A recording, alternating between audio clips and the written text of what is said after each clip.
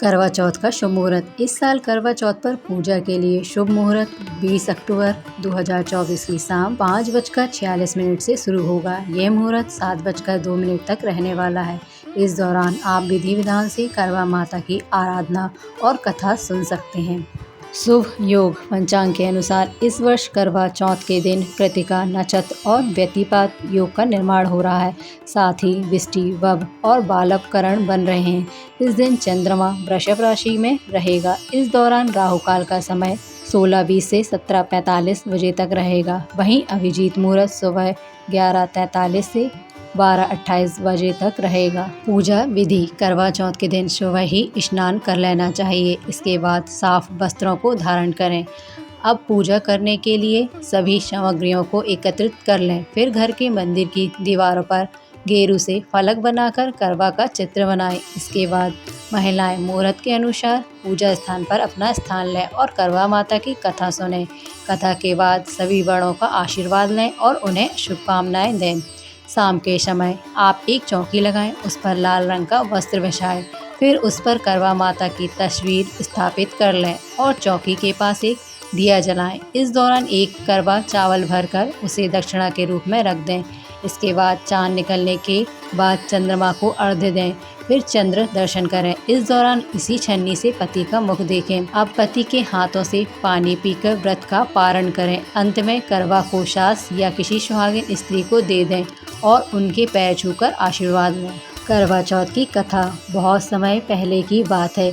एक साहूकार के 7 बेटे और उनकी एक बहन करवा थी। सभी 7 भाई अपनी बहन से बहुत प्यार करते थे, यहाँ तक कि वे पहले उसे खाना खिलाते और बाद में स्वयं खाते थे। एक बार उनकी बहन ससुराल से मायके आई हुई थी। शाम को भाई जब अपना व्यवसाय बंद कर घर आए तो देखा उनकी बहन बहुत व्याकुल थी। सभी भाई खाना खाने बैठे और अपनी बहन से भी खाने का आग्रह करने लगे, लेकिन बहन ने बताया कि आज करवा चौथ का निर्जल व्रत है और वह खाना सिर्फ चंद्रमा को देखकर उसे अर्घ्य देकर ही खा सकती है।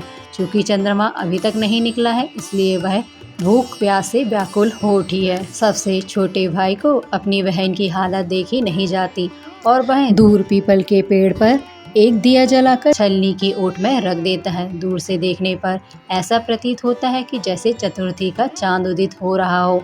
इसके बाद भाई अपनी बहन को बताता है कि चांद निकल आया है, तुम उसे अर्घ्य देने के बाद भोजन कर सकती हो। बहन खुशी के मारे सीढ़ियों पर चढ़कर चांद को देखती है, उसे अर्घ्य देकर खाना खाने बैठ जाती है। वह पहला टुकड़ा मुंह में डालती है तो उसे छींक आ जाती है।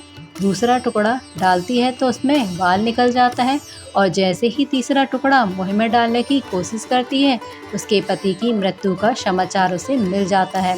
वह बौखला जाती है। उसकी भाभी उसे सच्चाई से अवगत कराती है कि उसके साथ ऐसा क्यों हुआ। करवा चौथ का व्रत गलत तरीके से टूटने के कारण देवता उससे नाराज हो गए हैं और उन्होंने ऐसा किया है। सच्चाई जानने के बाद करवा निश्चय करती है कि वह अपने पति का अंतिम संस्कार नहीं होने देगी और अपने सतीत्व से उन्हें पुनर्जीवन दिलाकर रहेगी। वह पूरे 1 साल तक अपने पति के सबके पास बैठी रहती है, उसकी देखभाल करती है। उसके ऊपर उगने वाली सुईनुमा घास को वह एकत्रित करती जाती है। 1 साल बाद फिर करवा चौथ का दिन आता है। उसकी सभी भाभियां करवा चौथ का व्रत रखती हैं।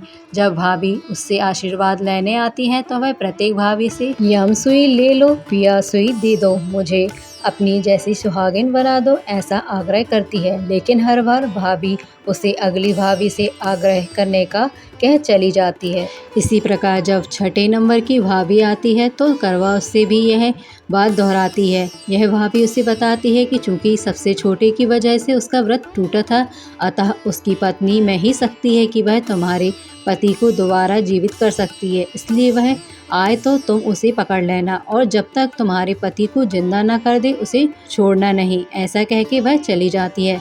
सबसे अंत में छोटी भाभी आती है। करवा उनसे सुहागिन बनने का आग्रह करती है, लेकिन वह टालमटोली करने लगती है। इसे देख करवा उन्हें जोर से पकड़ लेती है और अपने सुहाग को जिंदा करने के लिए कहती है। भाभी उससे छुड़ाने के लिए नौचती है, घसीटती है, लेकिन करवा नहीं छोड़ती है। अंत में उसकी तपस्या को देखकर भाभी पसीज जाती है और छोटी उंगली को चीरकर उसमें से अमृत उसके पति के मुंह में डाल देती है। करवा का पति तुरंत श्री गणेश कहता हुआ उठ बैठता है। इस प्रकार प्रभु कृपा से उसकी छोटी भाभी के माध्यम से करवा को अपना सुहाग वापस मिल जाता है। हे श्री गणेश, माँ गौरी, जिस प्रकार करवा को चिर सुहागन का वरदान आपसे मिला है, वैसा ही शव सुहागिनों को मिले। जय श्री गणेश।